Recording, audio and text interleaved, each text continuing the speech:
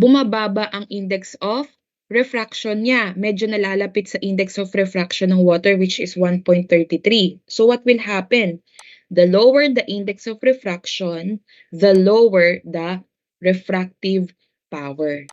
Okay, so magkakaroon ng slight less or magkakaroon ng slight reduction sa index of refraction niya. Okay? Kaya ano nangyayari? Instead of greater yung bending of light, nagiging lesser yung bending of light.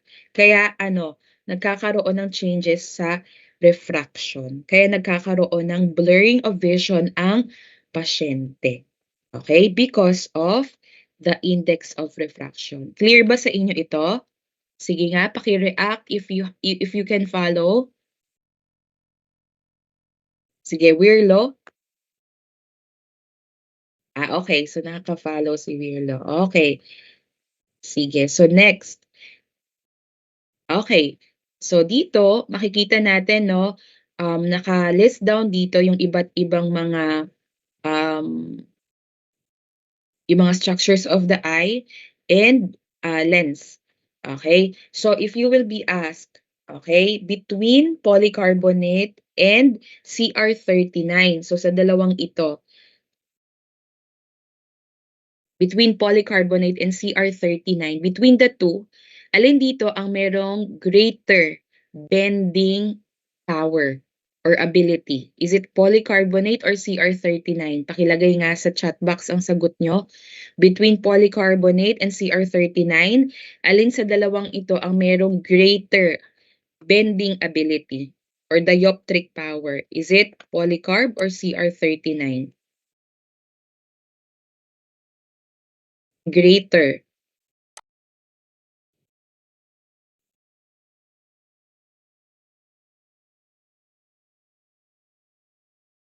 Okay, so very good, polycarbonate. So the higher the index of refraction, the greater the dioptric power. Between aqueous and cornea,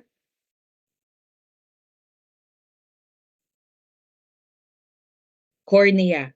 Okay? Between lens cortex and vitreous humor,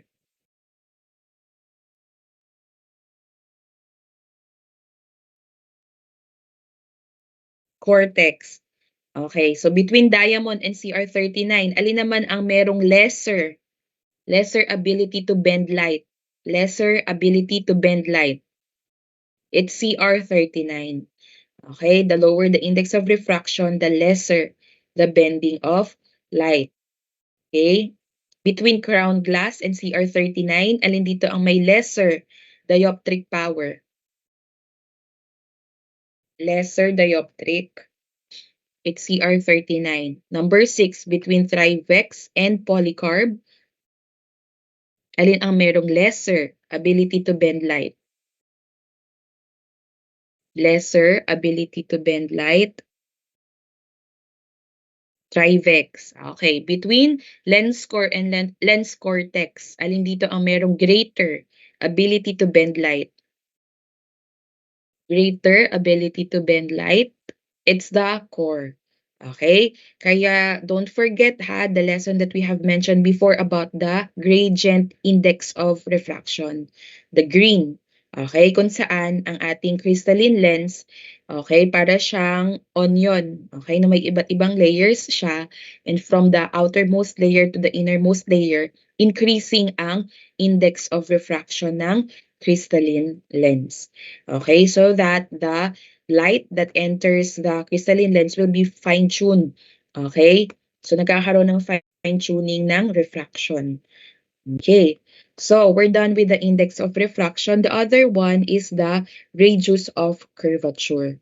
So, another factor that affects the refractive power or the dioptric power of the eye is the radius of curvature. So, pag sinabi nating radius of curvature, it is the straight line extending from the center of a circle or a sphere to the curve or a surface. So, para mas ma-visualize nyo siya, okay, yan, makikita nyo dito, sabi natin, di ba, ang radius of curvature is the straight line from the center of a circle or a sphere to the curve or a surface. And you have to take note that the longer, okay, or flatter the radius of curvature, the lesser the refractive power.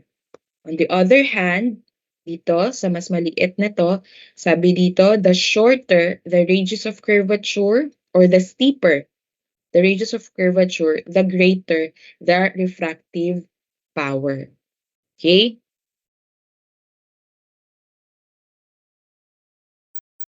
Yan.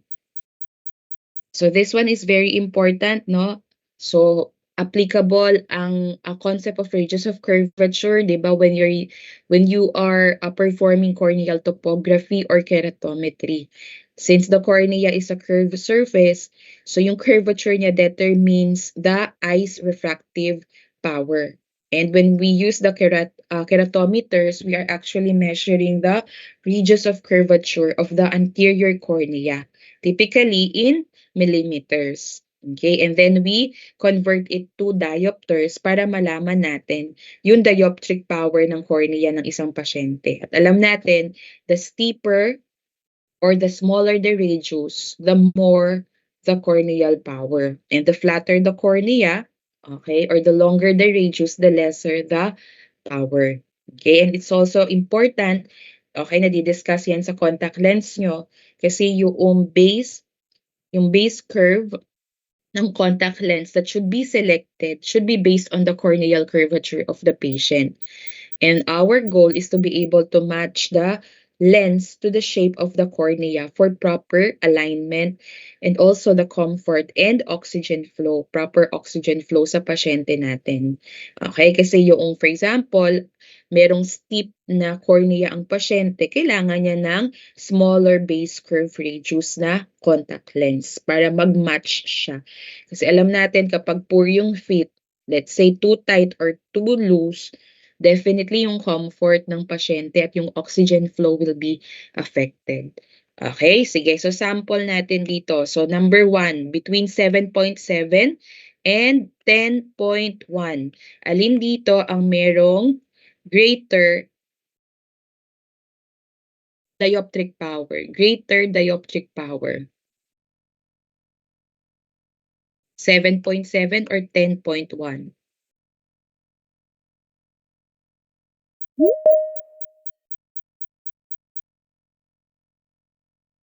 Okay, it's 7.7. Okay, so the steeper or shorter the radius of curvature, the greater the refractive power. Number 2, between 8.7 and 8.4, which has lesser dioptric or refractive power.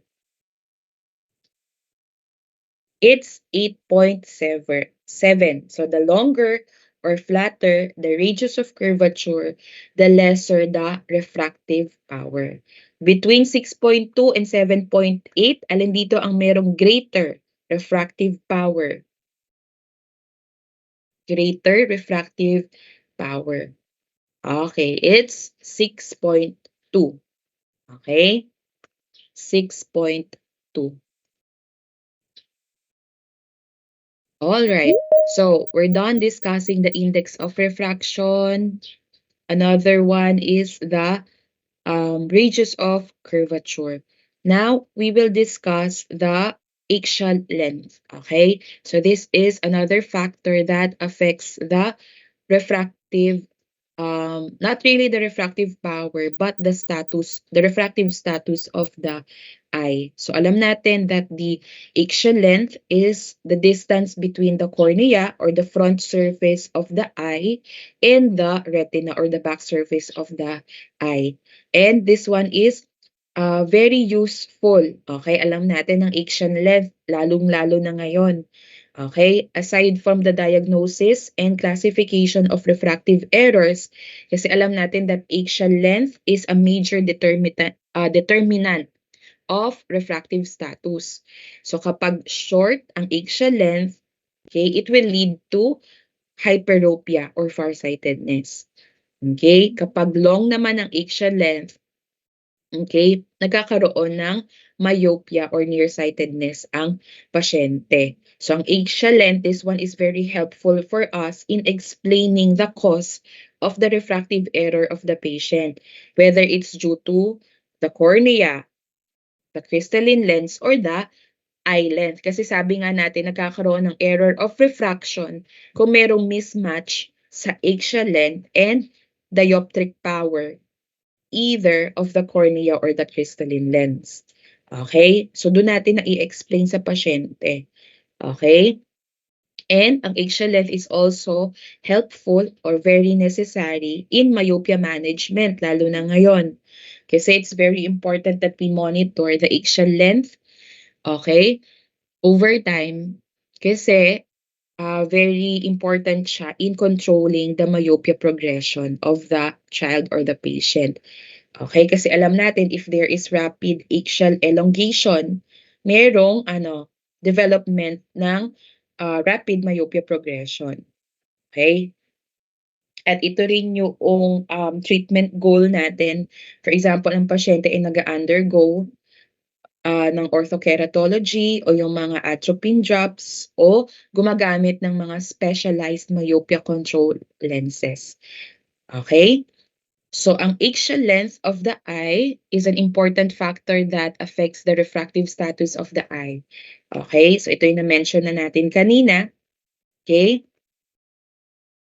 Okay, so hindi na tayo masyado magfo-focus dito sa axial length, but you have to take note that this is one of the factors that affect the refractive status of the eye.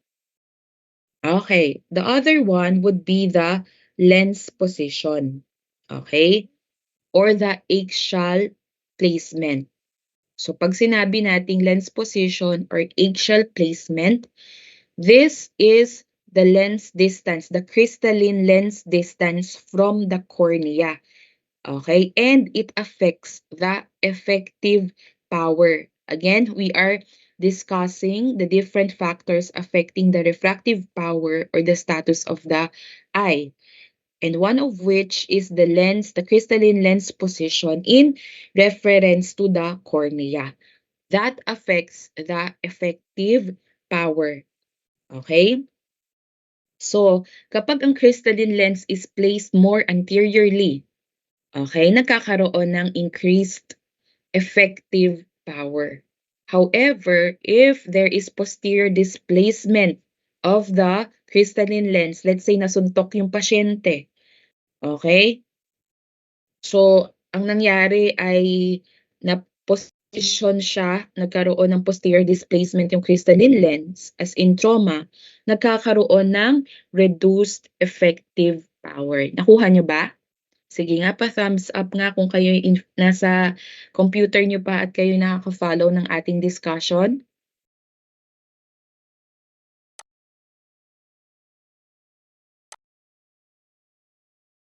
Okay.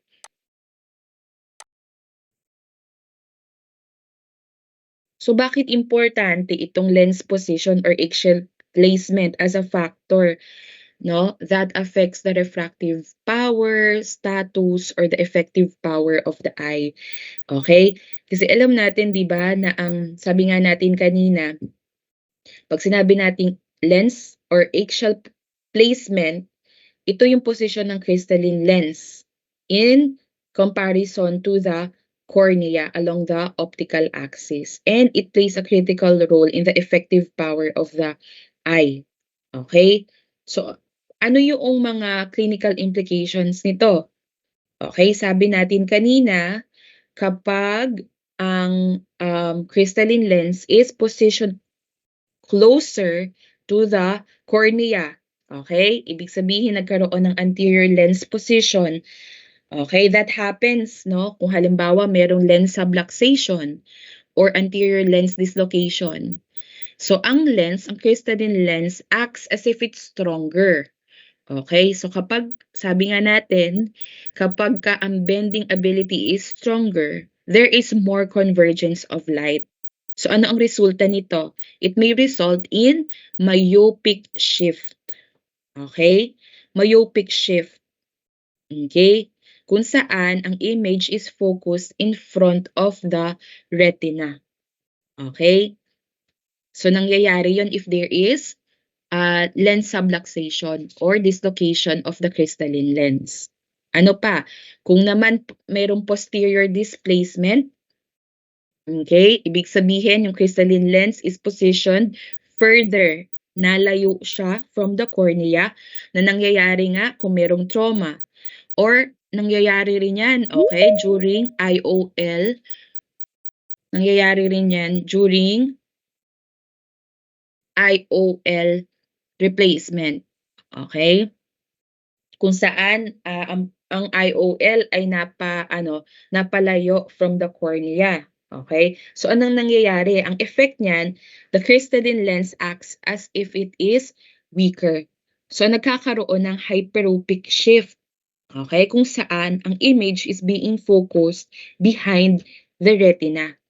Okay? Kaya minsan nakakakita tayo ng mga pasyente after nilang mag-undergo ng cataract operation, ano nangyayari? Nagkakaroon, let's say, ng meron pa rin siyang hyperopia. Okay? Let's say meron after cataract operation, meron pa rin siyang +2 or +3. Okay? Dahil yon dito. Possibly dahil dito. One lang siya of the effects. Okay? That alters the refractive status or refractive power of the eye. Okay?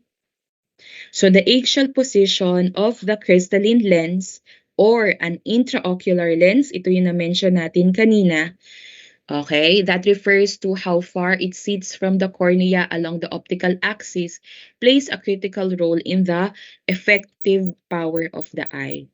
So please take note that the closer a plus lens is to the cornea, okay?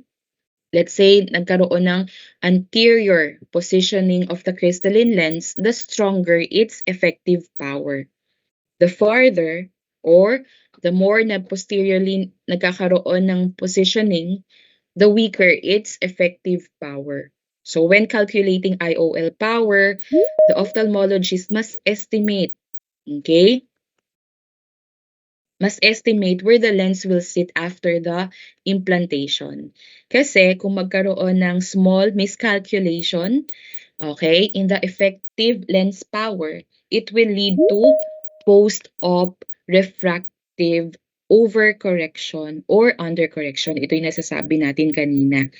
Okay, so anterior effective lens power, okay, or lens position, okay, the higher the power effect, yielding to myopic result.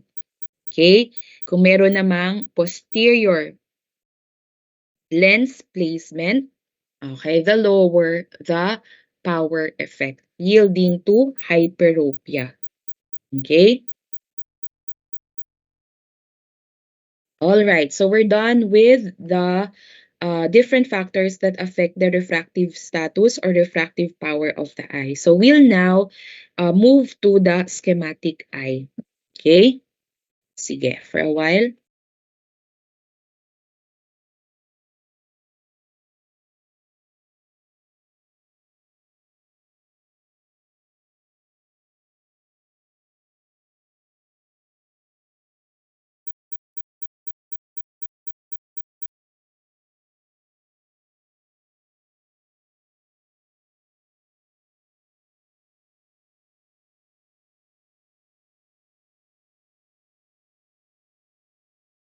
Okay. So I believe meron na rin tayong mga students from section 1. So i-discuss ko lang sa section 2 yung schematic eye. Pero this one is also a good review kasi in preparation for our review about the different axes and cardinal points, okay, sa schematic eye. So ang schematic eye, this is a model eye on the same plan of the human eye for the purpose of study or experiment. So nakakita na kayo nung kayo ay college nito, 'di ba? So inaaral natin to. So theoretically, this is considered as a perfect eye whose curvature, indices, and distances between refractive surfaces are designated as optic constant of what may be called the normal eye. Okay?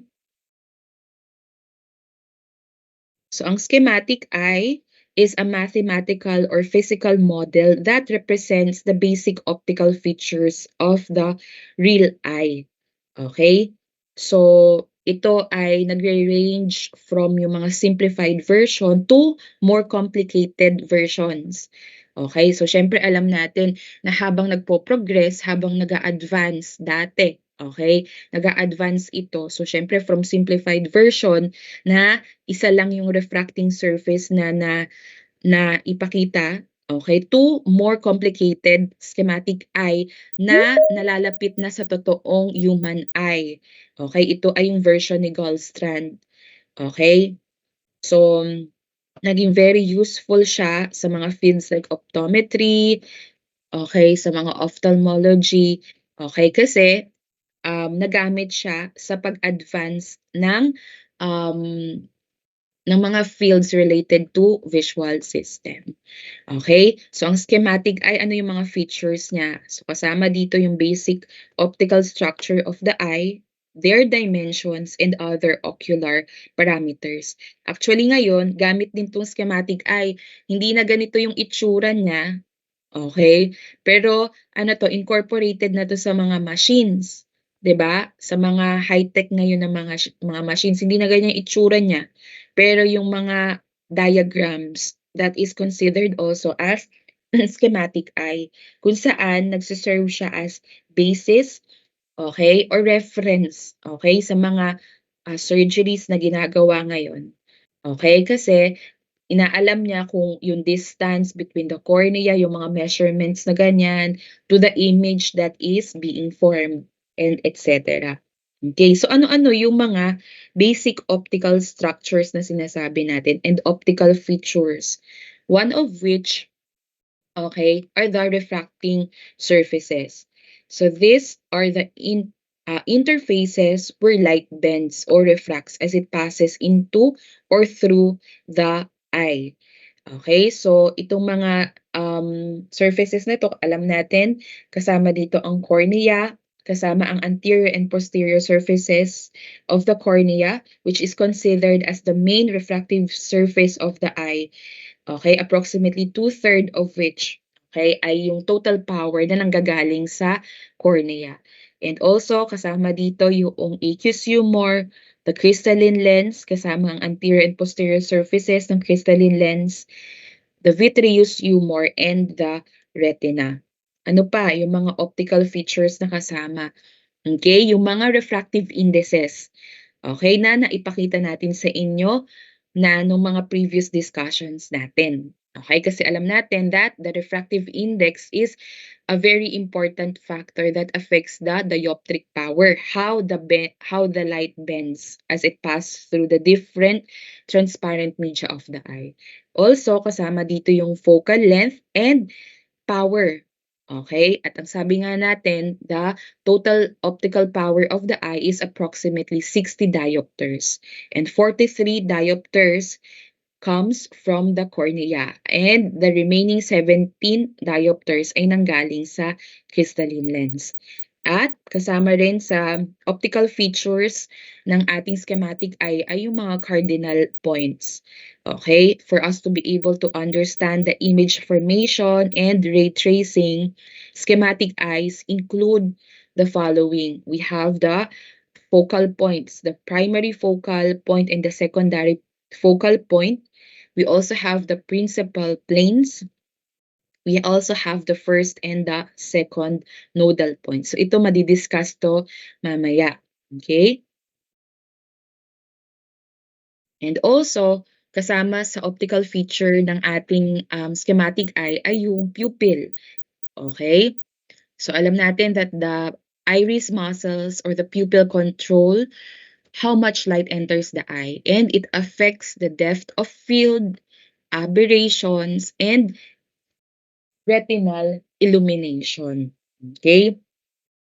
So, ang pupil, this one is very important because it affects, una, the depth of field. Okay? Pag sinabi nating depth of field, ibig sabihin nito yung laki ng range. Okay? How much range stays in focus at the same time. And we all know that the smaller the pupil, the greater the depth of field. The smaller the pupil, the greater the depth of field. Okay? Kasi yung peripheral light rays are being blocked, okay, by the small pupil. At ano lang ang nag-enter sa optical system? Only the central rays enter. So na-filter ng smaller pupil. Okay? Yung peripheral light rays na bablock niya, only the central rays can enter. So ano nangyayari? So yung blur circles become smaller. So the vision of the patient appears clearer over different distances.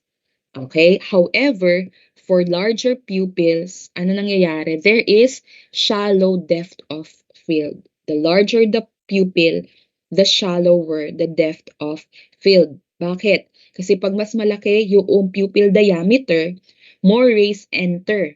Okay? From different many angles. So kaya nagkakaroon ng more blurring of vision dahil hindi properly focus ang light rays.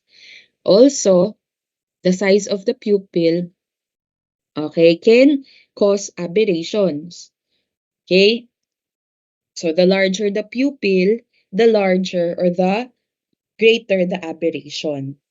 Okay? Dahil nga more peripheral rays can pass through the crystalline lens and the cornea, okay, kung saan yung bending of light are less perfect. Okay? Kaya increase yung spherical aberration, yung glare. Okay, however, kung smaller ang pupil ng pasyente, that reduces aberrations because the peripheral rays of light are being blocked. Okay, and it mainly allows central rays to enter, which focuses the light more accurately. Okay, and also the retinal illumination. So kapag malaki ang pupil diameter, more light enters, so the retina becomes brighter. However, kung smaller yung pupil ng pasyente, less light enters, so the retina receives less illumination. Okay? So, isa rin yan sa optical features ng schematic eye that greatly advance, okay, our understanding about image formation. Okay? Ano pa? Another feature, optical feature of the schematic eye is the axial length. So, na-mention na rin natin yan kanina, how it affects the refractive status of the eye. So, it refers to the distance from the cornea to the retina. Okay, and usually, sa ating mga schematic models, it is measured approximately 22.2 millimeters. Okay? And it is important for understanding emmetropia, myopia, and hyperopia. Another optical feature ng schematic eyes ay yung retinal curvature. So in detailed models, the curved retina is sometimes considered to study how sharp the image is across the visual field. Okay? So ano ang uses nito in optometry and vision science? So to understand refractive errors such as myopia, hyperopia, and astigmatism. To be able to study image formation and focus. Okay? Important din siya for lens design. Okay? Such as kapag nagde-design ng mga contact lenses, intraocular lenses, and lenses used for eyeglasses. Okay? So, yung mga schematic eye, very important yan. So, from yung traditional hanggang dun sa advanced na versions na ng schematic eye, ginagamit siya sa pagmamanufacture ng mga lenses to correct vision. So, yung schematic eye, ginagamit siya to be able to predict, okay, how the different lens shape can alter the refraction of light. Okay? So, kaya nagkaroon tayo ng mga plus lenses, minus lenses, yung mga physical lenses na ginagamit natin. It's because of the schematic eyes na ginamit mula dati hanggang ngayon.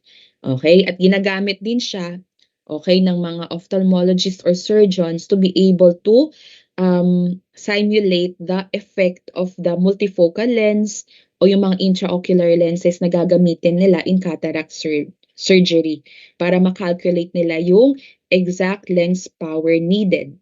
Okay? So, ginagamit din ito in vision correction surgery such as LASIK planning. Okay? So, para ma-simulate, okay, um, yung range na kailangan na i-reshape yung cornea to be able to correct refractive errors. So, yung schematic eyes, yung mga, lalo na ngayon, yung mga more advanced versions ng schematic eye, okay, it helps visualize the corneal changes and their effect on the refraction of light. So, how much tissue should be removed? Very important yan, okay, to predict post-surgical visual outcome. Okay, at napakalaki ng role ng schematic eye dito. Okay, and of course, for education and simulations of eye optics. So, ano-ano ba ang iba't ibang types of schematic eyes? So, sabi natin from the simplest model to the complicated models, meron na tayong iba't ibang types nito. One of which is the listings reduced eye. So this one is an older model but is useful for basic understanding. So it is a simplified model, though it provides a more detailed representation of the eye's optical components. Yun yung mga optical features na mention natin kanina. However, ang listing reduced eye, kaya siya tinawag na reduced eye, kasi it only consists of one refractive surface or a single uniform refractive index. And it only, ano yung one refractive surface na yon? That is the cornea. Okay, so it assumes that the cornea has approximately 59 diopters and its axial length is being assumed as 22.22 millimeters and the nodal point at 17 millimeters from the cornea. So mamaya mas ma-discuss natin ano ba yung mga nodal points o yung mga cardinal points na nami-mention natin dito. Okay? Another type of schematic eye is the Goldstrand schematic eye. So this one is developed by Alvar Goldstrand. Okay? So ito, yung kay Goldstrand, this one is highly detailed na. Okay? And it's a multi-surface model. So kung makikita nyo dyan, 6 na yung refractive surfaces. Yan ay halos, match na siya sa totoong human eye. Kasi kanina, kay listing, 1 lang yung refractive surface niya. Pero sa totoo, hindi naman talaga cornea lang ang nagko-contribute sa bending of light. Tama?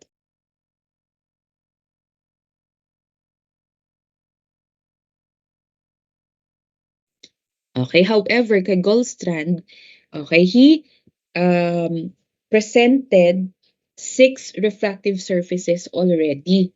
Okay? So, ano-ano yung 6 surfaces na yon? Okay? Kasama dyan yung anterior cornea. Okay?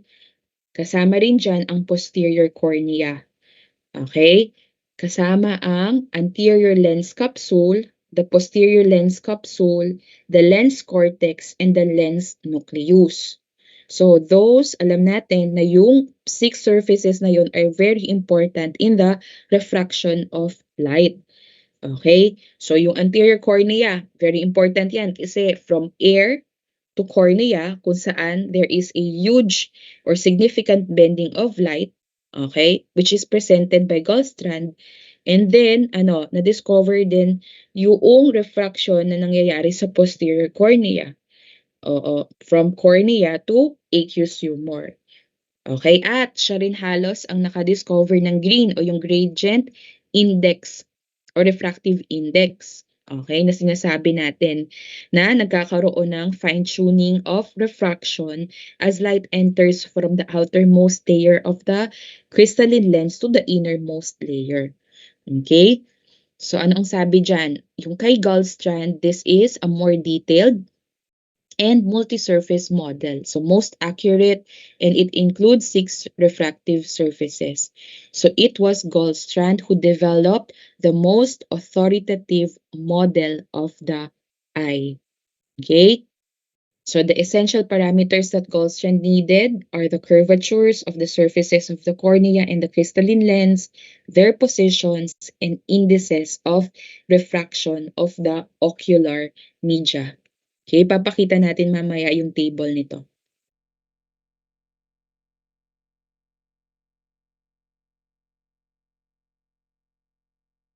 Another type of schematic eye is the Emsly's model eye. Okay? So, kung makikita nyo kanina from listing, Gallstrand, Emsly's. So, itong mga ito, they greatly advance the understanding of optics of the eye. Okay, so from single refractive surface hanggang si Gallstrand na ang kanyang na-present ay 6 na. So, nagkaroon ng great advancement sa understanding natin of how light is being bent as it enters the different structures of the eye. Okay? So, si Emslie naman, it represents the eye as a single then refracting surface. Halos pareho sila ni listing. Okay? So, it is a simplified model, useful for understanding also of the basic optical principles, but doesn't accurately reflect the complexity of the real eye. Hindi katulad kay listing na si listing, okay, simplified model, okay, but it provides a more detailed representation of the optical components of the eye. Kay Emslie, very simplified version siya. Okay? So, one refracting surface but includes a single cardinal point. Okay? Anong cardinal point ang present niya? Only the nodal point located also at 17 millimeters behind the anterior surface. And it also assumes that the axial length is around 22.22 millimeters and that the corneal power is approximately 60 diopters. Okay? So sa kanila, no, very simplified model. Halos ang kanilang assumption lang, ang cornea lang ang nagko-contribute halos ng refractive power ng buong mata. Okay?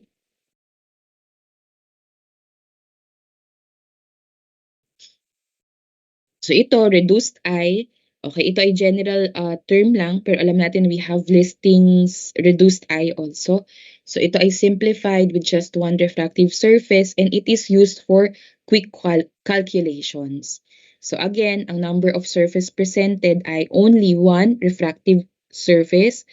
Refractive index, single average index, commonly 1.33 or 1.336. The focal length is usually about 17 millimeters. So, ito, yung listing reduced eye, so sila nagpapakita na sila ng iba't ibang cardinal points. Kanina kasi kay Emslie, only the nodal point. It only includes a single cardinal point, which is the nodal point. Okay? Pero dito, ano-ano yung mga cardinal points? Yung focal point, present, okay? And also the nodal point, which is located approximately 17 millimeters behind the cornea. Okay? And it also assumes that the axial length is approximately 22.22 millimeters. Okay? Alright, so sabi natin kanina that the schematic eyes, okay, presents the different optic constants. Okay? So, anong mga kasama dito sa optic constants? Okay, bakit siya importante? So, yun yung sinasabi natin kanina na importante itong mga optic constants for us to better understand how light travels and how the behavior of light is being affected habang nagta-travel siya from the environment through the different transparent media of the eye. So, kasama dyan, okay, nandito yung iba't ibang structures of the eye from the air, kasama dyan cornea, aqueous up to the retina. Kasama rin dyan yung iba't ibang surfaces of the um, eye, kasama dyan yung anterior and posterior corneal surfaces, the anterior and posterior lens cortex, kasama rin dyan ang anterior and posterior lens cortex. Their radius of curvature, na-mention natin yan kanina. Tama?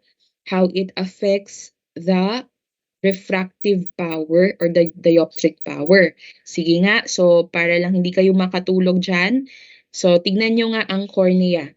So between anterior and posterior cornea, alin dito ang merong greater refractive power? Pakilagay sa chat box, greater refractive power. Is it the anterior or the posterior corneal surface? Greater refractive power. Greater refractive power. Okay, it's the posterior corneal surface. Okay, kasi shorter or steeper ang kanyang radius of curvature. How about between anterior, posterior, anterior lens cortex? Okay? Alin ang merong greater bending ability? Greater bending ability when we are talking of the radius of curvature. Posterior or anterior? Anterior lens cortex. So imagine niyo ha, anterior lens cortex yan kasi ang crystalline lens meron siyang anterior and posterior lens cortex. So it is the posterior, okay? Anterior lens cortex. Okay? Meron akong question. So siguro sa section 2 hindi pa nila to na discuss last time. Pero dito sa radius of curvature, bakit kaya dito merong negative? Negative 5.76 daw ang anterior posterior lens cortex. Ang posterior lens cortex ay minus or negative 6.0 and the retina is negative 12.0. Why is it like that? Pero yung iba, yung cornea, 7.7, positive 6.8. Bakit kaya merong negative doon? Sige nga, pakilagay sa chat box. Baka maitanong yan sa board exam.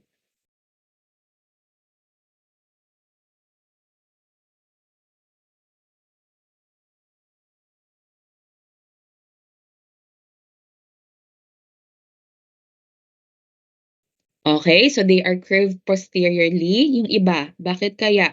Bakit kaya negative 5.76, negative 6.0, negative 12?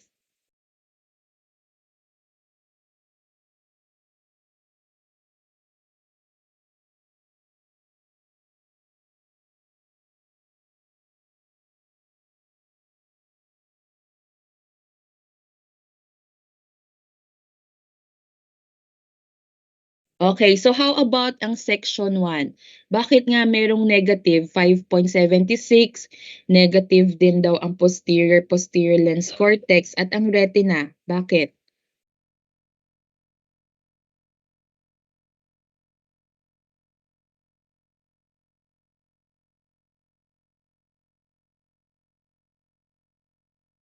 Okay, so very good. So may point din yung sagot kanina, they're curved posteriorly.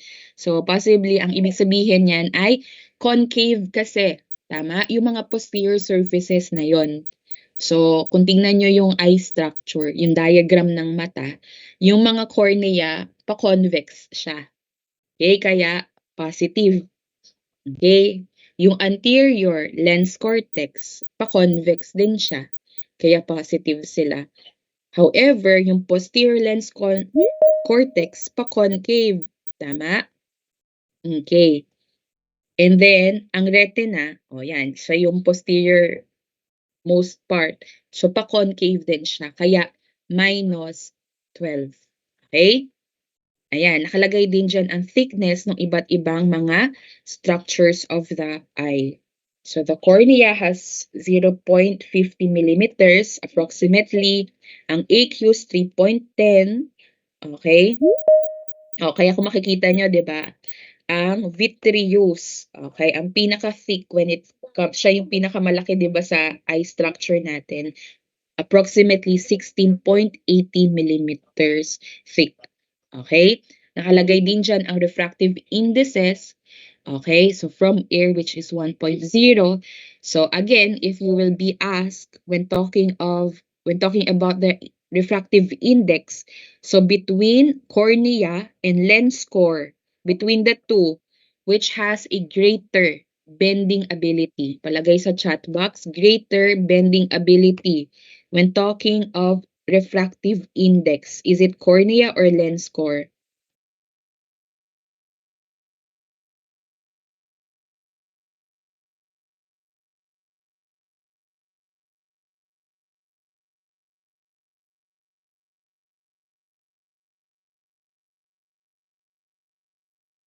Okay, sige. So may question dito, bakit sa ibang references hindi sinasama? Tama.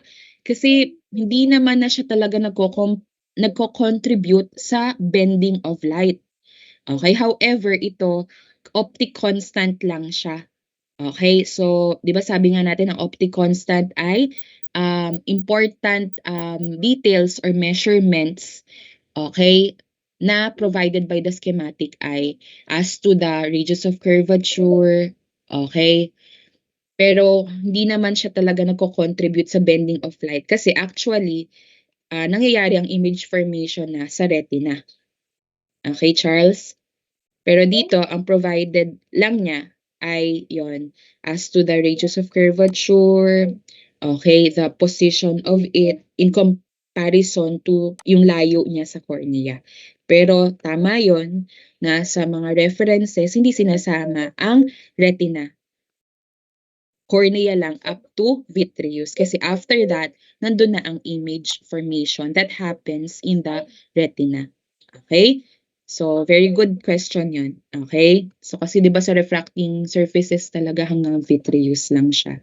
Okay? Sige, so question natin ay between cornea and lens score when talking of refractive index, alin dito ang merong greater bending ability?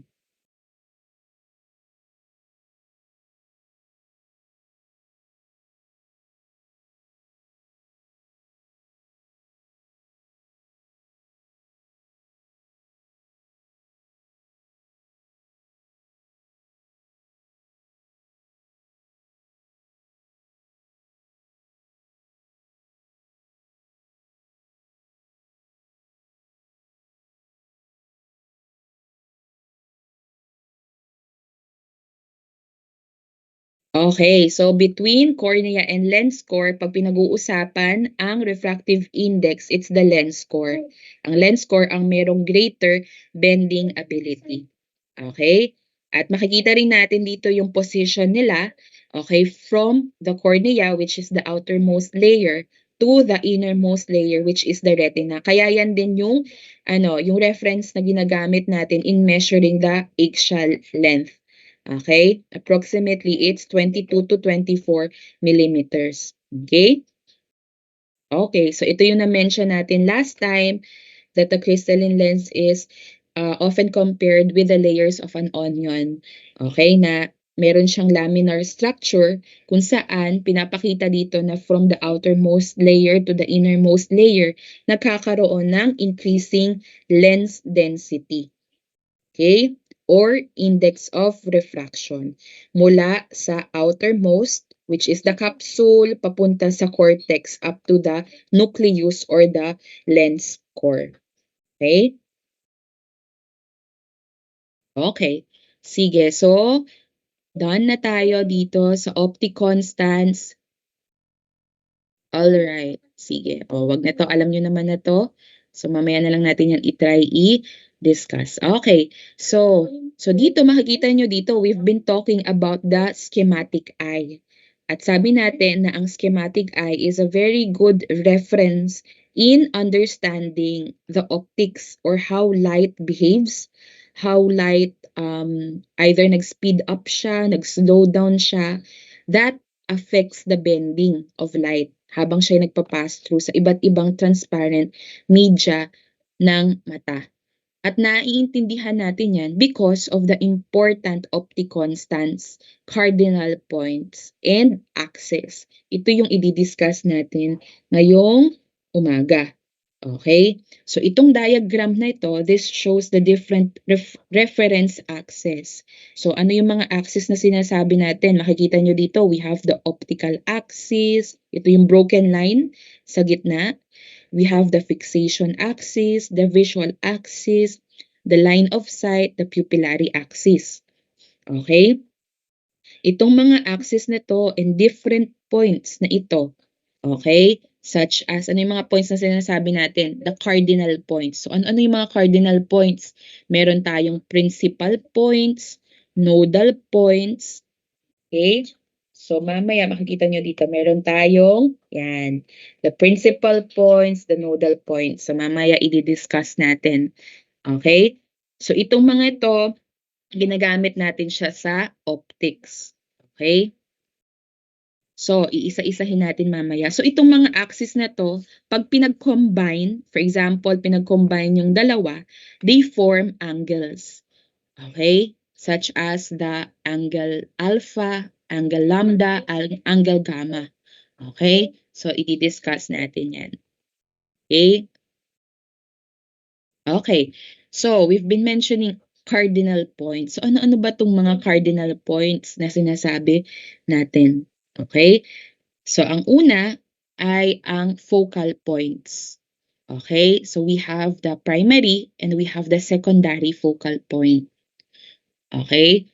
So, ano ba ang focal point?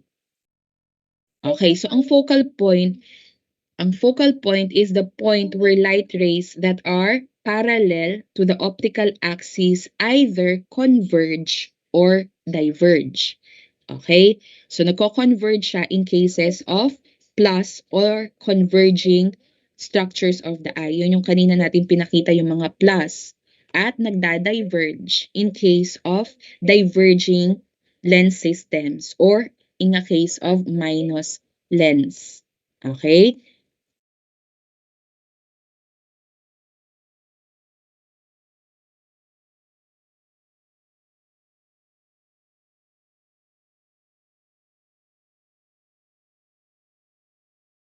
So, yung primary focal point, this is the object focal point or the first or primary focal point, okay, where parallel rays exiting the eye would have come from.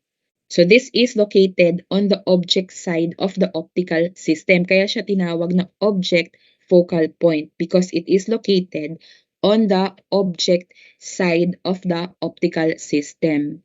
So, ito yon, the first or the primary focal point that is located on the object side. Ibig sabihin, kung saan tayo nakatingin, if you are looking at an apple, that is the first or the primary focal point that is located on the object side. Ito, object side of the optical system. Okay? At ito naman, yung second or secondary focal point, that is the image focal point, where parallel rays entering the eye are brought to focus. Okay? Which is on the retina. So the second focal point is located on the image side of the optical system. Nakikita nyo ba yung arrow ko? Kita nyo? Sige, pa-react na. Kikita nyo? So, nandito siya sa retina. That is the second or the secondary focal point that is located on the image side of the optical system. Okay? However, nababago yan. Okay? So, ang secondary focal point ay exactly on the retina in cases of emetropia. Pero, kung ang pasyente ay myopic or nearsighted, alam natin na ang secondary focal point, okay, falls before or in front of the retina. Nakuha nyo? Okay? So, for myopic eyes, ang F2 or ang secondary focal point is in front of the retina. Kaya ang image formation is blurry because it doesn't reach exactly sa retina.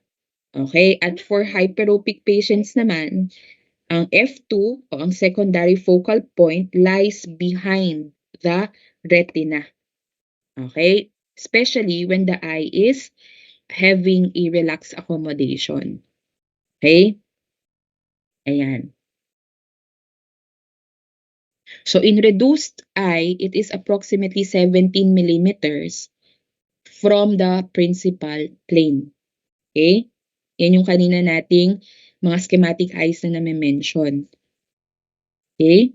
So, another principal point, okay, that we have to review is the principal points.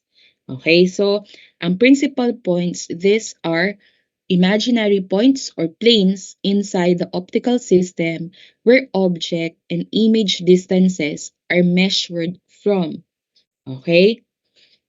So itong mga principal points, we also have the primary and the secondary. So itong mga points na to are used to define the location of the refracting surfaces of the eye. Okay, kaya kanina 'di ba meron tayong measurement. Ito, yan. Okay, yung positioning nila from the cornea. Okay? So nagagawa natin yan dahil merong mga principal points ang schematic eyes. Okay? Yan. So in the reduced eye, it is often placed near or overlapping the nodal points. Okay? So nasaan siya? So ito siya. So it is located near or almost overlapping the nodal points. So ito, we have the focal points, the primary and the secondary, and then we have here the principal points used to define the location of our refracting surfaces. So sila yung reference points na ginagamit natin. Okay? So kung makikita nyo, yung first principal point, okay, it is the object side principal point. Bakit siya object side principal point? Kasi it is near the object being viewed. Okay? Parang malapit para lang din siyang primary focal point. Okay? So the first principal point is the object side principal point, and the second principal point is the image side principal point. Okay? Because it is nearer the retina. Okay? So, tandaan nyo ha, they are near the crystalline lens. Okay? So, parang ang ibig sabihin lang niyan, ang light, as it enters the cornea, it will enter through the first principal point and it will exit from the secondary principal point. Okay? Yan.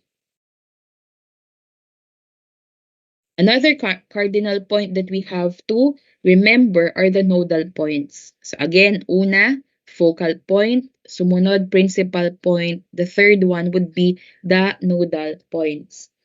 Okay? So ang nodal points, these are points where light rays pass through undeviated, meaning there is no change in the direction of the light rays.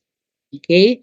So where incoming and outgoing light rays pass undeviated in direction.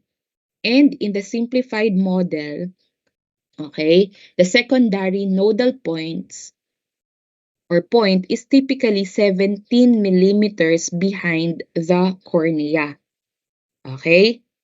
In Gallstrand's model, the primary and the secondary or the first and the second nodal points are separated and more accurately located inside the lens area. Yan yung sinasabi natin kanina, na sa simplified versions, limited lang yung kanilang mga details or references that they presented. Pero si Goldstrand, siya yung considered as the most authoritative version kasi accurate na, nag-present na siya ng two nodal points that are very important in advancing our knowledge about the refraction of light. Okay? So, si Goldstrand, nag-present siya ng anterior and posterior nodal points. So, makikita nyo dito. Ayan. So, ito yung anterior and the posterior nodal points. Okay? So, again, these are points where the light rays as they enter and exit the eye, okay, they have the same angle. There is no change in the direction, or as they pass through these nodal points, undeviated sila. There is no change with their direction. Okay?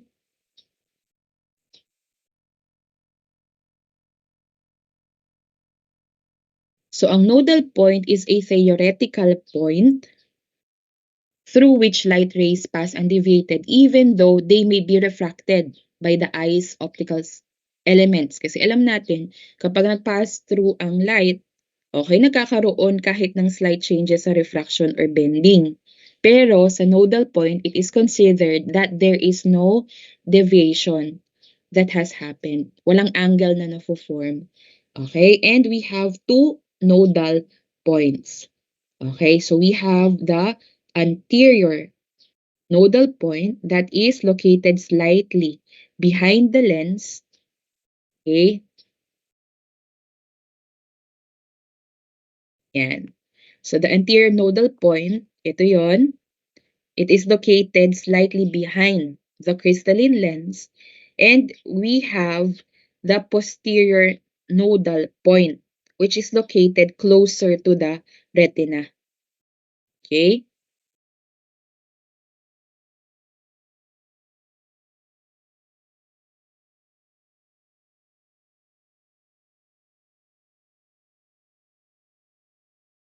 So again, sa mga simplified models tulad nung kay Emsley at kay Listing, okay?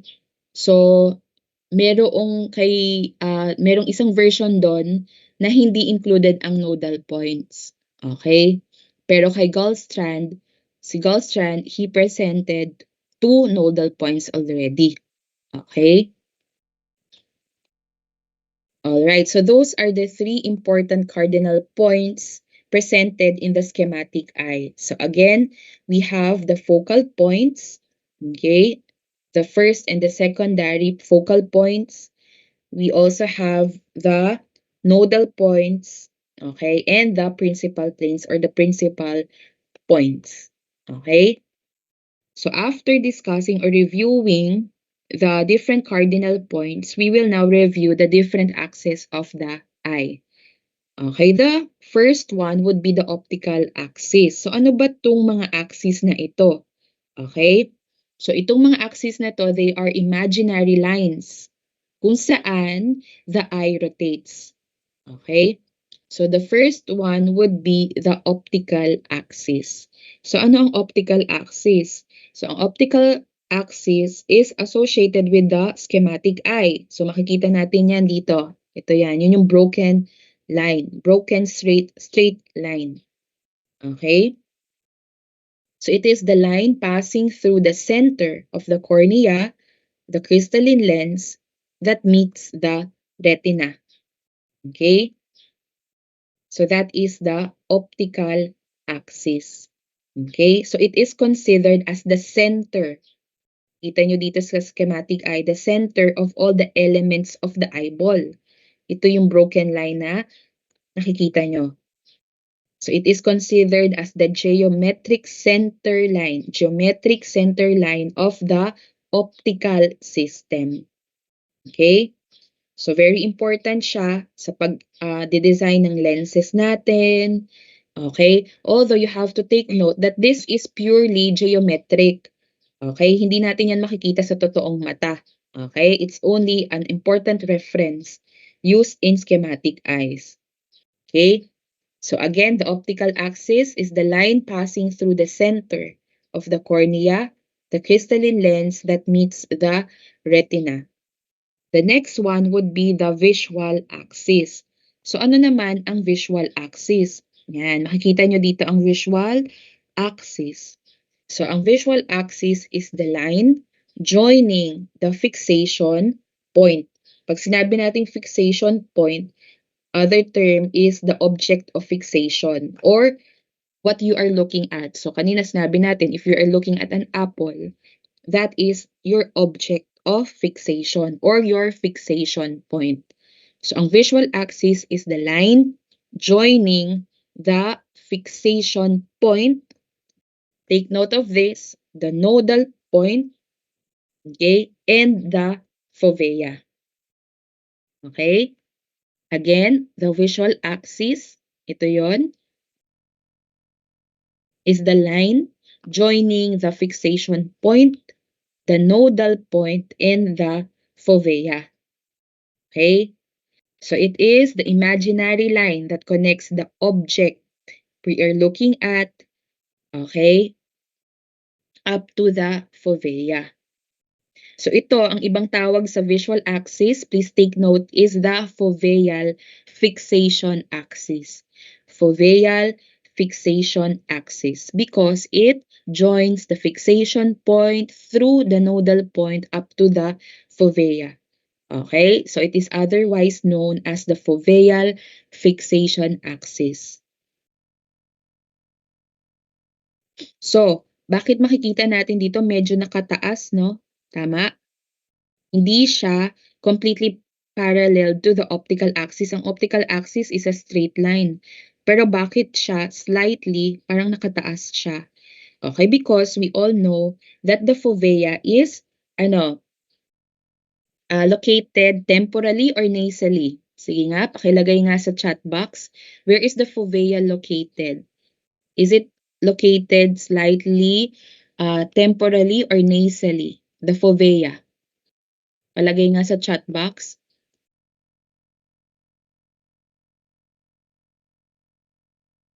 Fovea.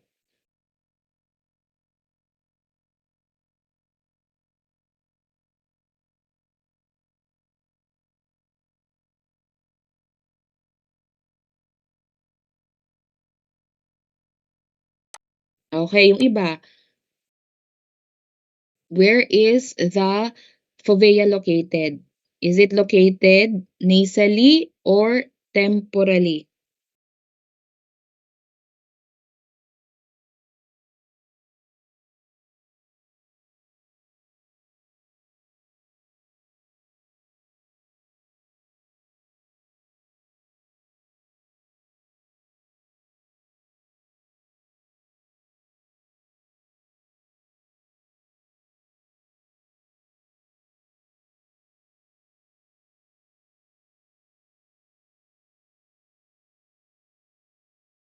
Okay, so tama. It is located slightly temporal.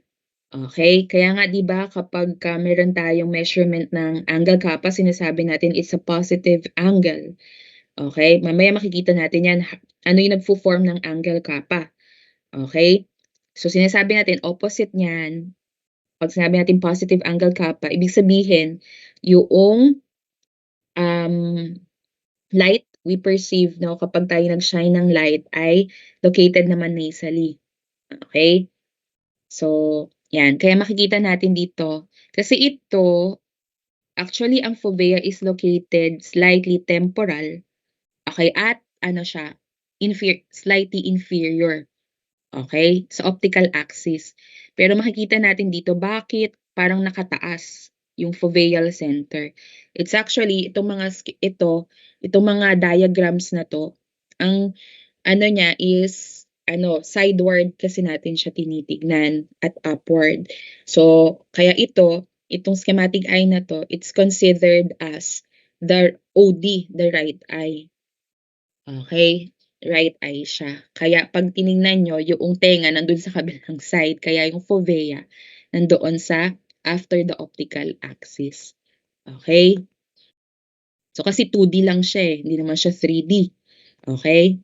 So, 'yan. Kaya ganyan ang pagkaka-illustrate ng visual axis. So again, the visual axis is the line joining the object of fixation, the nodal point, and the fovea. Okay? So ang visual axis, kung ang optical axis is purely geometric, ang visual axis is functional. Okay? Because it is the path that light takes from the object where we are looking at, okay, straight to the fovea centralis. Okay? So again, the fovea is slightly displaced toward the temple or the temporal relative to the retina. Okay? So ang visual axis is functional because it actually represents the path that the light rays take from our object of fixation straight to the fovea. The next one would be the fixation axis. So ano naman ang fixation axis? Ang fixation axis is the line joining the fixation point and the center of rotation. Very important tong mga to. Line joining the fixation point. So halos pareho sila ng visual axis. Okay? Ang pinagkaiba nila, ang fixation axis. Okay, kung makikita nyo rin dito sa ating illustration, it is the line from the fixation point up to the center, itong letter C, the eye center of rotation. So ano ba yung center of rotation? Ang center of rotation, this is a point within the eyeball that is relative to the orbit. Okay? Kung saan nagro-rotate ang ating eyeball. So, itong center of rotation, it is for emmetropic eyes. It is approximately located 13.5 millimeters behind the cornea. Okay? Again, it is for emmetropic eye. It is located approximately 13.5 millimeters behind the cornea. Although, in reality, nagkakaroon ng constant shifting. Pero ito, by a small amount only. Okay? Pero, you have to take note that theoretically, ang center of rotation is approximately located 13.5 millimeters behind the cornea. Okay? So, ang fixation axis, from fixation to the center of rotation, approximately that is 13.5 millimeters. Okay? So, ang susunod natin is the line of sight. Ang fixation axis and line of sight, they are interchangeably uh, being used. Okay? So, yun yung sinasabi natin, halos same sila, pero they are actually referring to do two different things. Okay? So, ang line of sight is the line from the fixated object through the center of the pupil to the fovea. Okay? Again, ang fixation axis, the line joining the fixation point up to the center of rotation. Okay? Pero ang line of sight, it is the line from our object of fixation to the center of the pupil to the fovea. So, nasan ang line of sight? So, this is the LOS. From the object of fixation through the center of the pupil up to the fovea. That is the line of sight. Okay?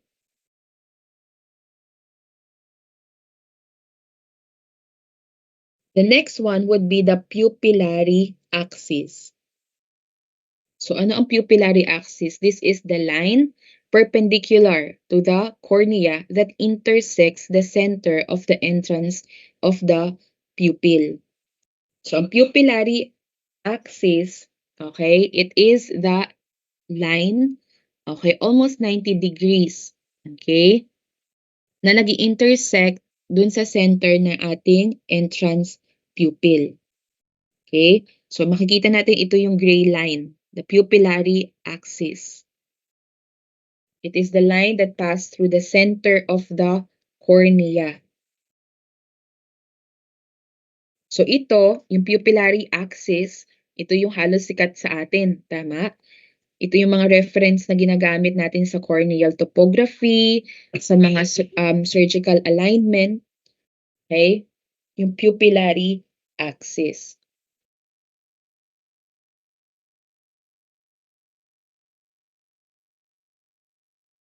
So, ito rin yung reference natin, di ba? Kapag tayo, for example, nagsashine tayo ng light sa pasyente natin.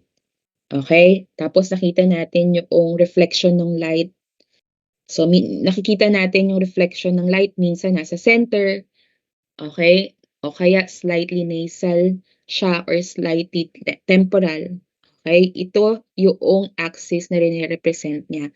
Okay? The pupillary axis. So these are the different axes of the eye. So after reviewing the different lines or the different axes of the eye, we will now review the different angles. Okay? Ang una dyan ay yung angle alpha. So please take note, ang angle alpha is the angle formed between the visual axis and the optical axis at the nodal point. Okay? The angle formed by the visual axis and the optical axis. So, nasaan dyan ang angle alpha? So, this is the angle alpha formed by our visual axis, which is from the object of fixation, the line from the object of fixation to the fovea. Okay? At ng optical axis natin o yung geometric center line natin. That is the angle alpha at the nodal point. Yan, here. Okay? That is the angle alpha. Okay? Next, we have the angle gamma. So, ang angle gamma is being formed by the optical axis or our geometric line and the fixation axis at the center of rotation. Okay? The angle gamma between the optical axis and the fixation axis at the center of rotation. So again, ang center of rotation is approximately located 13.5 millimeters behind the anterior cornea in cases of emmetropia.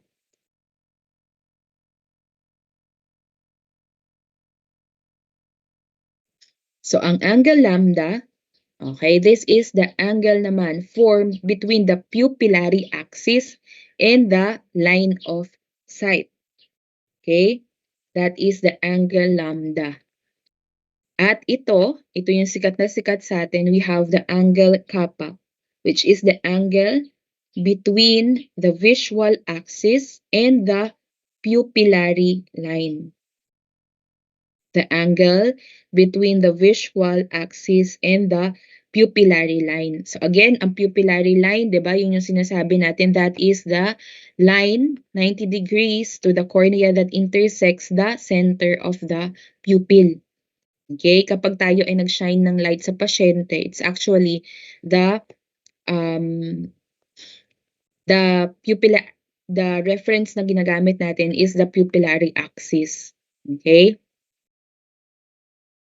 At sinasabi natin, 'di ba, na considered as positive angle kappa if we see the light, okay, na shine natin in front of the patient, okay, if it is located slightly nasal or slightly nasal, okay? So, yan yung ginagamit natin sa pagde-determine natin, 'di ba, if there is presence of strabismus, such as if there is exodeviation, esodeviation, okay, or if the patient is ortho, okay? So, these are the different important angles that you have to remember, okay, sa theoretical board exam, pwede siyang mag-appear. Okay? Kasi these are very important in the image formation at sa pag-aaral ng physio-optics. Okay? Optics. So, kung paano nagbe-behave ang light at paano nangyayari ang image formation. Okay. Sige. So, para lang ma-review kayo, kasi medyo nakakalito, sige. So, pakisagutan nyo to and then let us discuss the answers. So which of the following reference lines connects the fixation point directly to the center of rotation of the eyeball?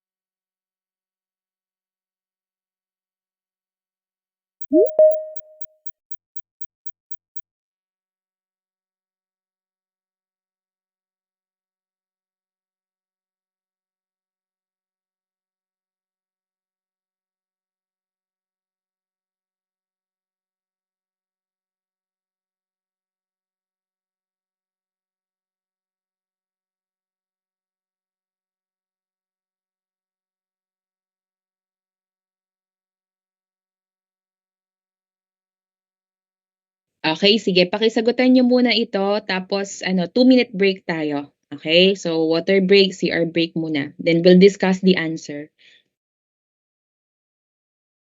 Reference line or axis of the eye that connects the fixation point to the center of rotation of the eyeball. Anong answer nyo?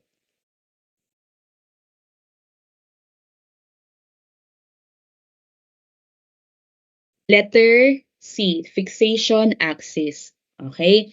So again, the fixation axis is the one that links the object of fixation to the center of rotation of the eye. Okay? And also, ang fixation axis, ginagamit natin yan to track the physical eye movement. Okay? Rather than the light pathways. So kaya 'di ba ngayon meron tayong mga tracking devices yung ginagamit natin. For example, I don't think I think nakagamit kayo or naka-observe kayo niyan, let's say sa VSI, 'di ba? Na tina-track yung eye movements, okay, yung eye tracking devices. So, kaya nagkaroon ng mga ganong mga innovations. Ang naging reference nila ay yung fixation axis. Kasi actually, ang fixation axis, ginagamit siya to track the physical eye movements rather than the light pathways. Kasi yung iba nating mga reference points, ginagamit sila sa as reference kung paano nagta-travel ang light rays. Okay? As it enters a different transparent media of the eye. Pero primarily, ang fixation axis, sa pagta-track siya ng eye movements. Okay? Kasi alam natin, di ba, when we change movement, tumingin ka sa right mo, nag-change ang fixation axis. Okay? Pag tumingin ka dito sa kabila, mag-change din again ang ang direction ng fixation axis. Okay? So, bakit mali ang visual axis? Kasi ang visual axis is the line from the object of fixation through the nodal points to the fovea. Okay? Ang B naman, mali din siya. Bakit? Kasi ang line of sight natin is the object that connects, okay, the object of fixation to the center of the entrance pupil, okay, to the fovea. At mali rin ang letter D. Bakit mali ang letter D? Ano ba ang optical axis? Ang optical axis is the line or the reference line or axis that pass through the center of the cornea, the crystalline lens that meets the retina. So again, ang optical axis, baka ma-encounter niyo siya, that is considered as the geometric center line of all the optical systems. Okay, next question. Pakisagutan to.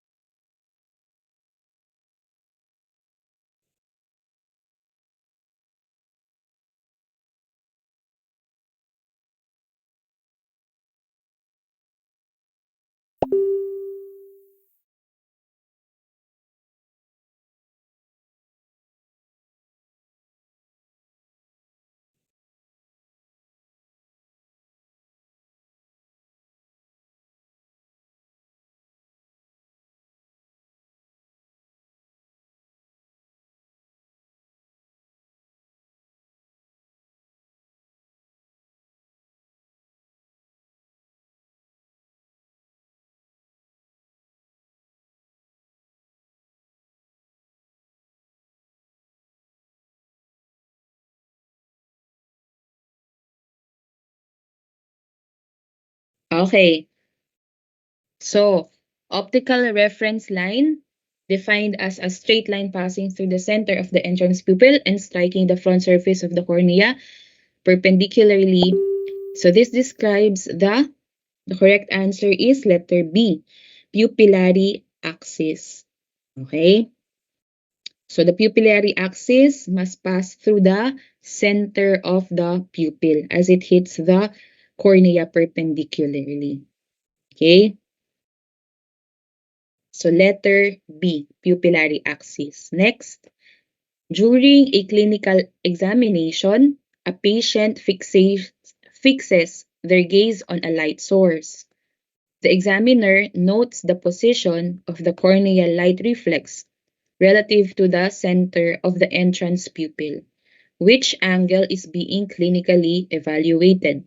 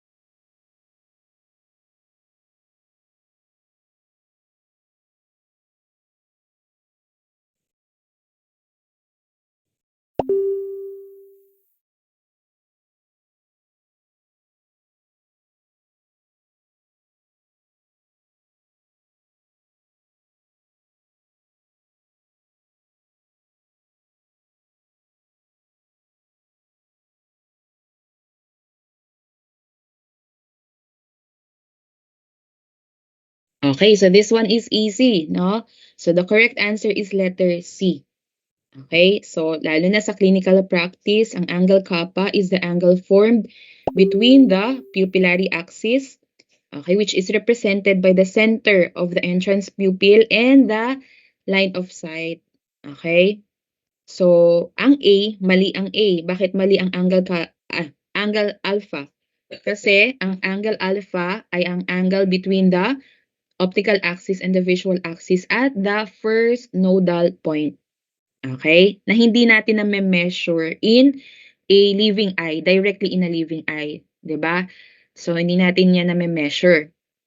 Okay? Ang B, bakit din incorrect ang angle gamma? Kasi sabi natin ang angle gamma, yan yung angle formed by the optical axis at the fixation axis saan? At the center of rotation. Okay? Mali din ang angle lambda kasi technically ang angle lambda is the angle between the pupillary axis and the LOS. Okay? Ayan. Although ang angle lambda at ang angle kappa, usually they are used interchangeably. Okay? Pero ang angle kappa remains the primary board-tested term. Okay? So, kaya you have to remember the angle kappa. So, aralin nyo mabuti ano yung pagkakaiba nila.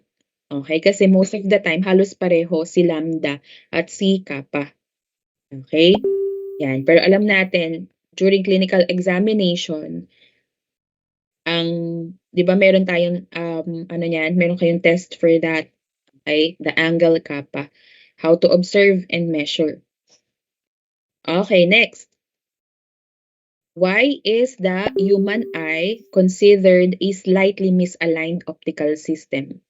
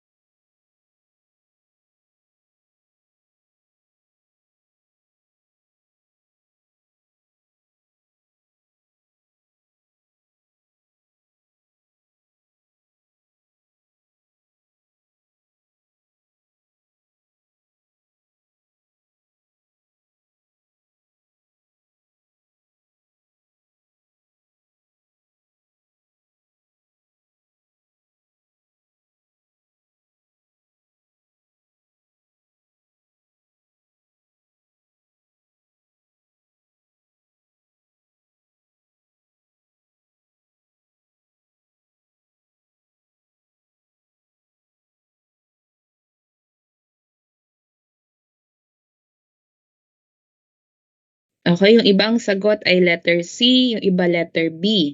Okay, yung iba.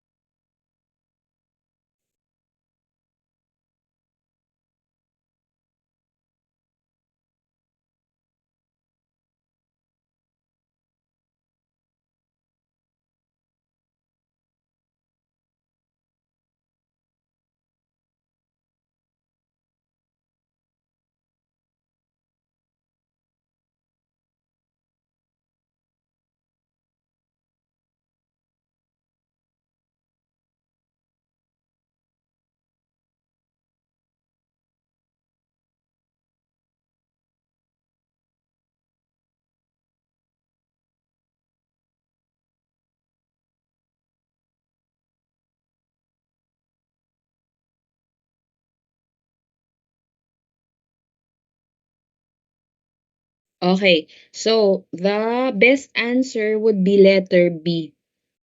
The fovea is displaced temporally, please take note of that, and slightly inferior relative to the optical axis. Okay? So, bakit ang human eye is considered slightly misaligned? Okay, it's because of the position of the fovea, which is displaced slightly temporally and slightly inferior relative to the optical axis.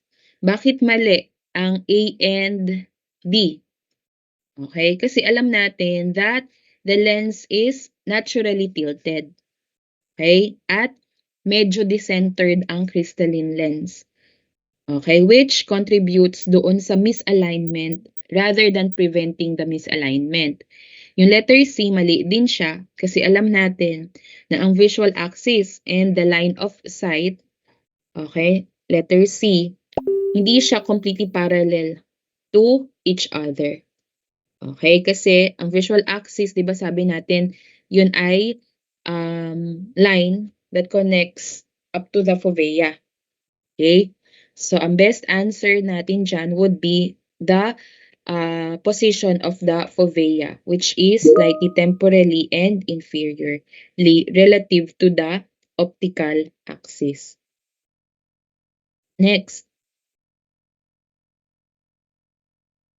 So, in a theoretical schematic eye, angle alpha is strictly defined as the angle formed between which two axes?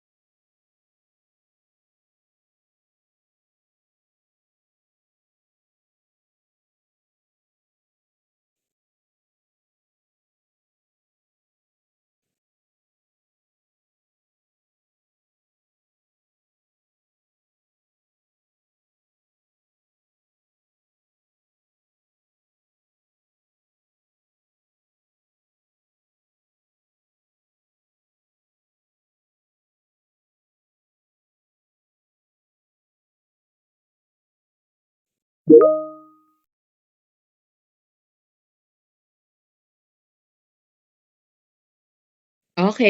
So, ang letter A, tama ba ang letter A? Mali ang letter A. Okay, kasi ang dinidescribe ng letter A, the pupillary axis and the line of sight at the center of the entrance pupil. Ano yung dinidefine ng letter A? Ano yung dinidescribe ng letter A? Bakit siya mali?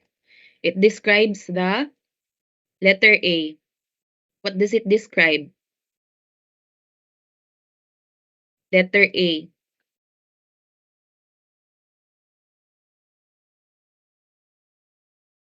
Ano yung letter A? Bakit hindi yun ang sagot nyo? Pupillary axis and the line of sight at the center of the entrance pupil. Dinidescribe niya si angle lambda. Okay, kaya mali. Okay, yung letter C. Mali din si letter C. Ano yung dinidescribe ni letter C? The optical axis daw and the fixation axis. At the center of rotation, what does it describe? Letter C. Bakit mali siya? Gamma. Okay, kasi it describes gamma, kaya mali. Yung letter D, bakit siya mali? Line of sight and the fixation axis at the center of the exit pupil. Okay, kasi wala namang ganong um, optical angle. Okay? Kaya ang correct answer is letter B. Okay? So, angle alpha is the angle between the optical axis and the visual axis, measured specifically kapag sila ay nag-intersect, particularly at the first nodal point. At the first nodal point. Okay? Next. If a patient has a true positive angle kappa of 5 degrees, where will the corneal light reflex appear to the examiner when the patient is fixating straight ahead on the light source?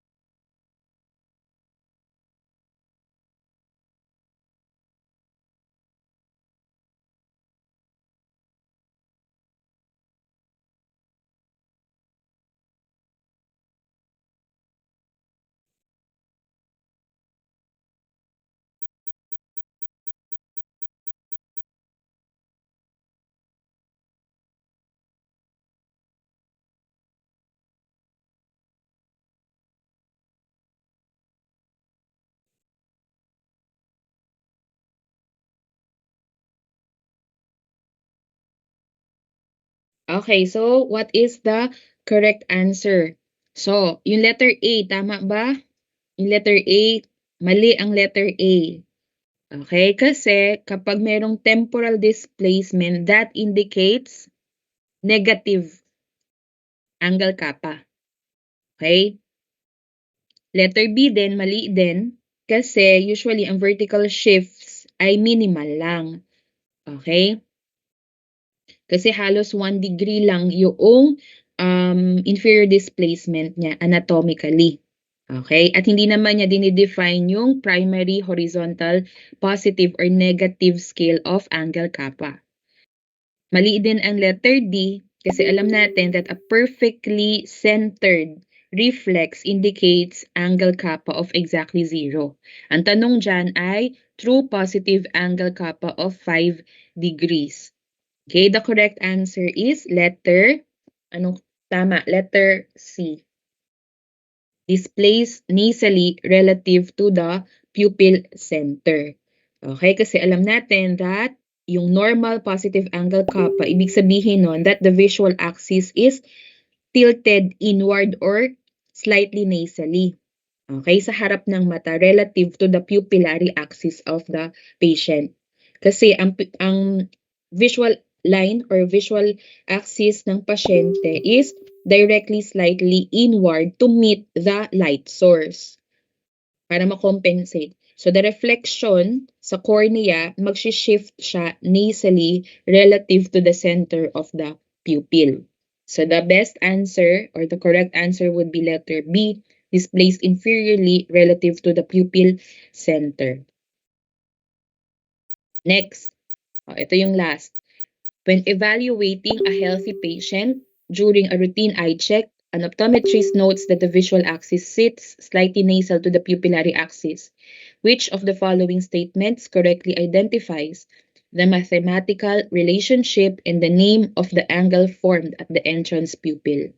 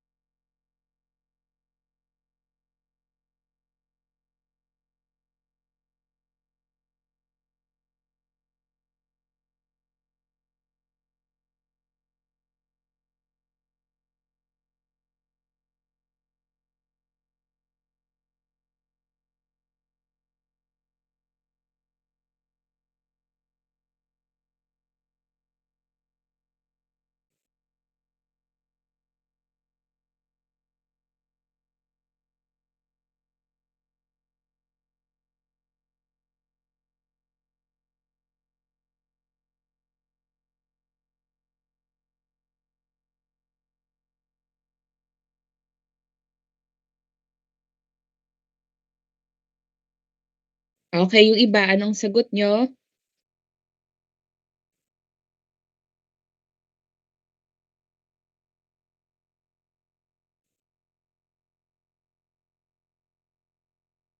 Minsan sa board exam ganyan 'no, mahaba yung question, alam niyo naman na agad yung sagot, madali lang siya pero medyo marami lang mga palabok yung tanong, okay?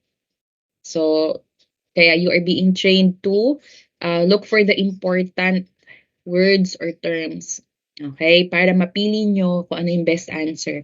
And also, sabi nga natin iko-cross out niyo yung mga alam niyong super mali na, okay? Para ano, nale-lessen na yung options or choices niyo.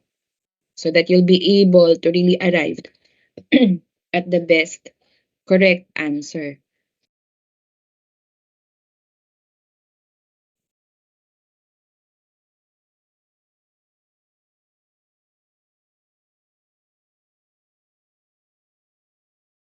Okay. So, ang letter B, tama ba yung letter B? O halos lahat kayo ang sagot niyong A. So, ang B, mali siya. Okay, kasi ang temporal displacement, okay, is a negative angle kappa. Okay, kasi ang sabi dyan, di ba, slightly nasal daw to the pupillary axis. Okay, so ang B is incorrect kasi ang temporal displacement ang nagre-refer sa negative angle kappa. Letter C, bakit mali din ang letter C? Kasi alam natin ang angle alpha, sabi diyan positive angle alpha. Ang angle alpha, ang partner niya is C optical axis. Okay? Ang letter D, bakit mali ang angle gamma? Kasi ang angle gamma uses the center of rotation. Okay? Kaya ang correct answer is letter A. This creates a positive angle kappa or clinically angle lambda. Okay? Kasi alam natin sa mata ng pasyente natin, again, related siya sa kaninang question, di ba? That the visual axis is displaced nasally at the front of the patient's eye relative to the pupillary axis. Okay? So, ang ibig sabihin nito, kapag mayroong nasal displacement, tinatawag natin siyang positive angle kappa if it sits slightly nasal to the pupillary axis.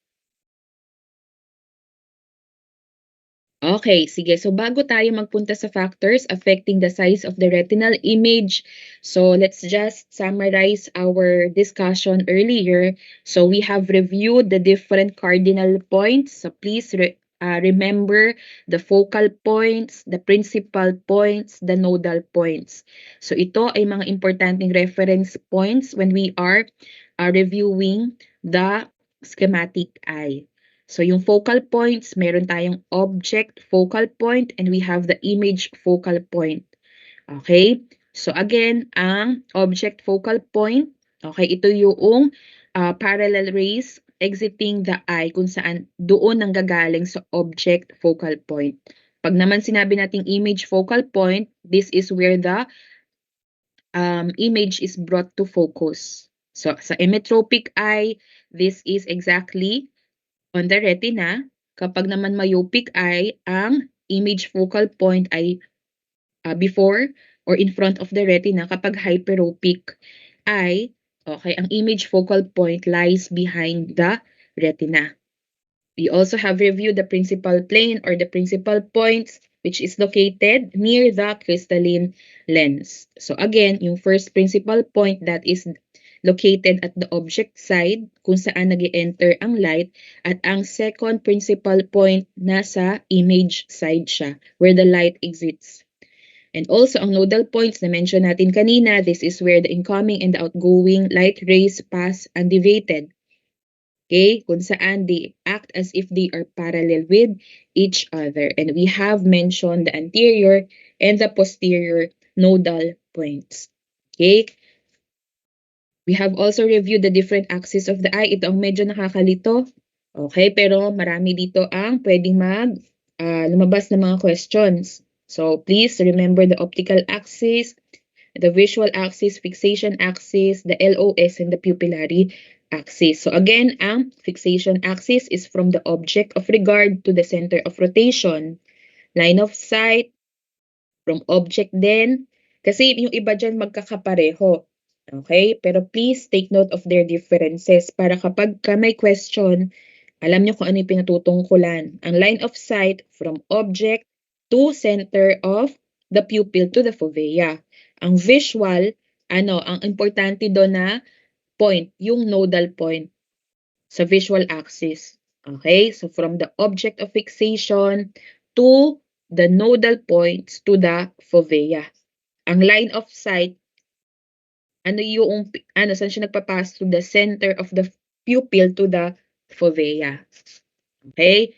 At also, we have reviewed the different angles that they form. Angle alpha, kappa, gamma, lambda. Okay?